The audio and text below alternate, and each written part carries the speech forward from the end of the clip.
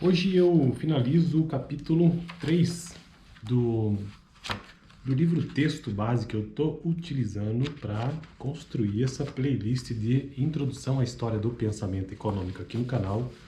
O livro texto base é este aqui, é um livro de viés marxista, então toda a tradução que ele traz ou interpretação histórica da história da economia, pelo que eu tenho percebido com a leitura até o momento, é com um viés marxista. E hoje eu estou então concluindo o capítulo de maneira formal. No próximo vídeo ainda faria um resumo dele, o capítulo 3, que trata do conflito latente no pensamento mercantilista. O capítulo 1, só relembrando, que eu estou seguindo a lógica do livro, né? A ideologia da Europa pré-capitalista, já foi. O capítulo 2, a transição para o capitalismo e a elaboração do pensamento mercantilista. Capítulo 3, o conflito latente no pensamento mercantilista. E nesse capítulo abordei alguns temas que o livro traz. E hoje,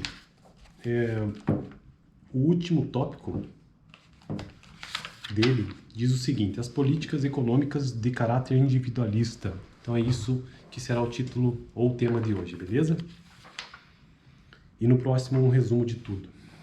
Ao longo do período mercantilista, as concepções individualistas inspiraram protestos contra a subordinação das questões econômicas às decisões do Estado.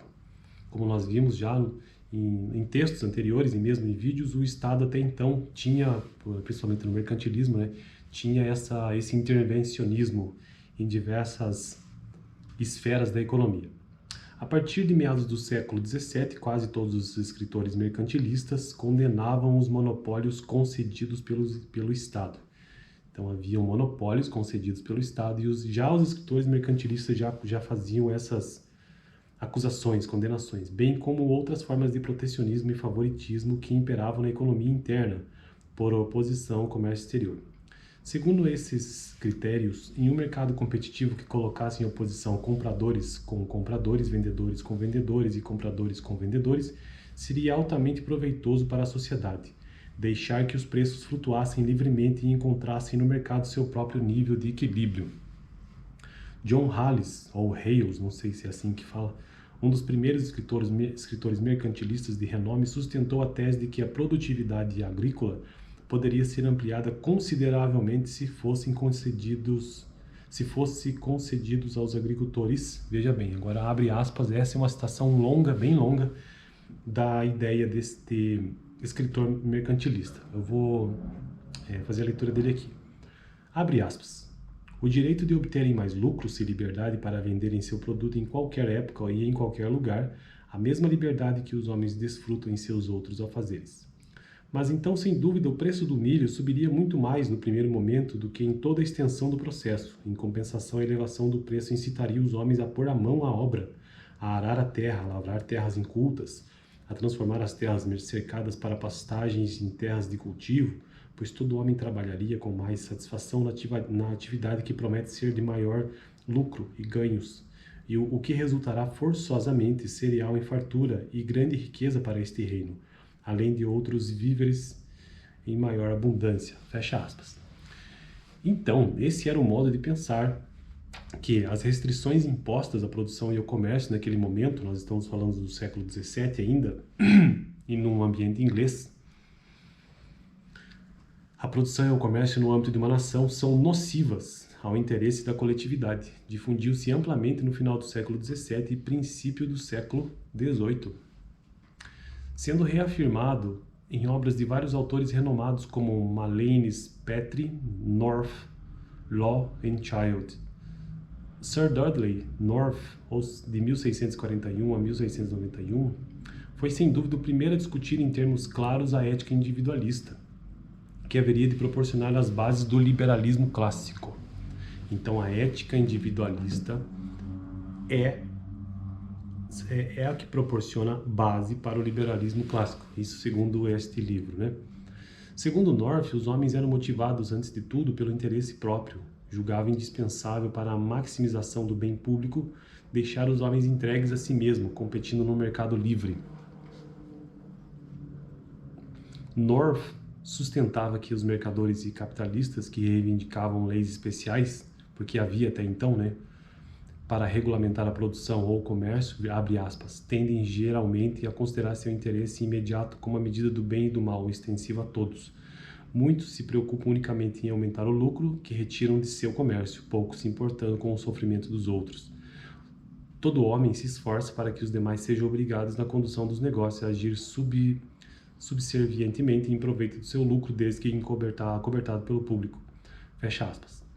A melhor maneira de promover o bem comum, afirma North, era suprimir a maioria das leis restritivas que conferiam privilégios especiais. Então, pelo que se percebe até então, muitos dos escritores mercantilistas eram contra qualquer tipo de lei restritiva ou leis que conferiam privilégios especiais a categorias econômicas especiais, atividades econômicas especiais.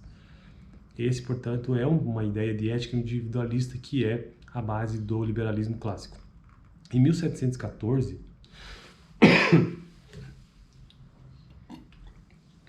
Bernard Mandeville publicou A Fábula das Abelhas ou Vícios Privados, Benefícios Públicos, onde faz afirmações aparentemente paradoxais. Se todos praticassem os vícios, e aqui eu acho interessante nesse próximo texto que trarei a leitura, a diferença que existe entre a ética medieval paternalista e a ética individualista.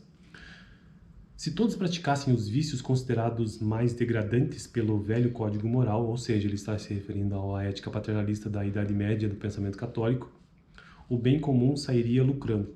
Sustentava que o egoísmo, a avareza e o desejo de adquirir riquezas tornavam os homens mais industriosos e faziam prosperar a economia. Ele sustentava isso, né? Esse autor, o Bernard Mandeville. A lógica do paradoxo era evidente. Aquilo que os moralistas medievais consideravam como vícios constituíam as forças motrizes que impulsionavam o novo sistema capitalista. A filosofia econômica, moral e religiosa favorável ao capitalismo não mais encarava tais motivações como vícios. Então, aquela ideia da ética protestante, que eu já trouxe no vídeo anterior, já não vê, né, a questão do adquirir riquezas como alguma coisa ruim, mas sim que você está fazendo aquilo que o Senhor tem de melhor para você. Durante todo o período mercantilista, os capitalistas lutaram contra as restrições que dificultavam a obtenção de lucros, uma vez que ainda havia aquela ideia paternalista do pensamento católico medieval. Essas restrições impostas por leis paternalistas eram os vestígios da versão medieval da ética paternalista cristã. Acabei de dizer isso, né?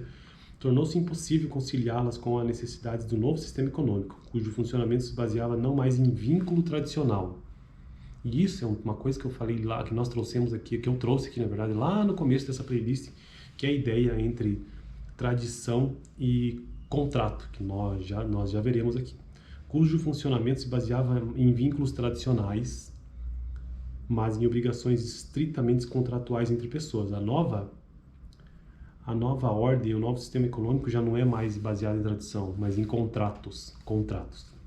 Os mercadores e capitalistas que investiam vultuosas somas em empreendimentos comerciais já não podiam contar com a força de costumes para proteger, não eram os costumes, né, seus investimentos. O princípio do lucro só seria viável em uma sociedade que protegeria ou que protegesse os direitos de propriedade e zelasse pelo cumprimento dos compromissos contratuais de caráter impessoal estabelecidos entre indivíduos.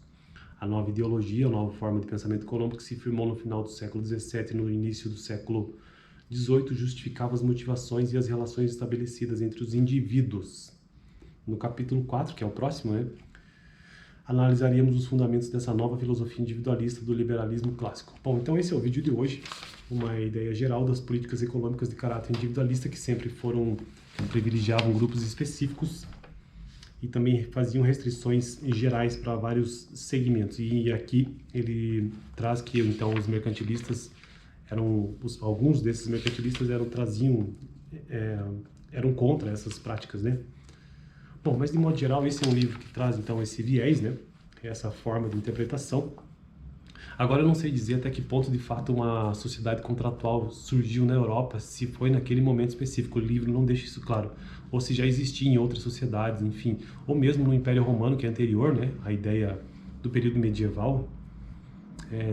Como que isso já era tido, ou mesmo na Grécia Antiga, se já existia algum vestígio disso, enfim. Tem um canal aqui no YouTube muito bom, que se chama Histórias Romanas, eu acho que é isso, eu descobri recentemente. Canal novo, inclusive, muito bom, ele traz várias histórias romanas, com muito respaldo, e vendo aqueles vídeos todos, eu acho pouco provável que já naquela cultura já não existisse alguma coisa assim de contrato, né?